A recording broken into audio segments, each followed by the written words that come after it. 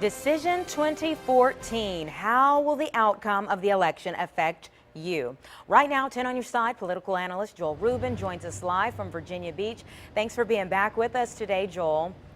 You're welcome, Anita. Nice to be talking to you. Yeah, I know you had a long night, but let's talk about a few things coming out of this. Now, last night, we ended up with no U.S. senators from Virginia in the majority party. What does that mean for us? Is it going to affect things like sharing of federal resources?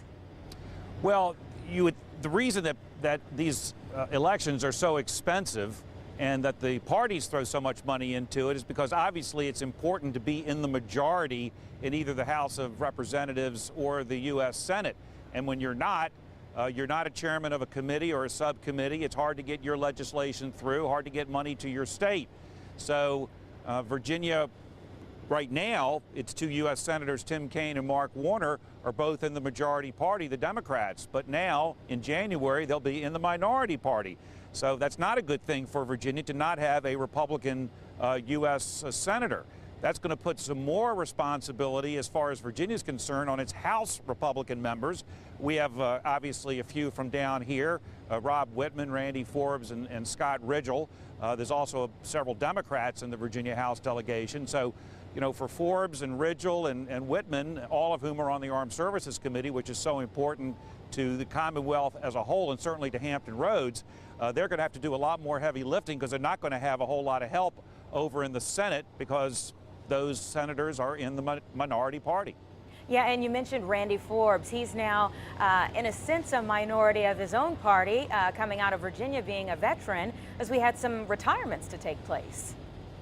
We did have some retirements that took place, some major ones up in Northern Virginia. So Randy Forbes is now, you know, practically the dean of the Virginia delegation up there, and he has a lot of seniority on the House Armed Services Committee. It would sure be great if he could move up to be chairman of that committee, and there's a possibility of that. So that's, I'm sure everybody's going to be watching how those are doled out. You know, when Mark Warner was John Warner was the chairman of the Senate Armed Services Committee, that was great for Virginia. It'd be great to have a chairman again.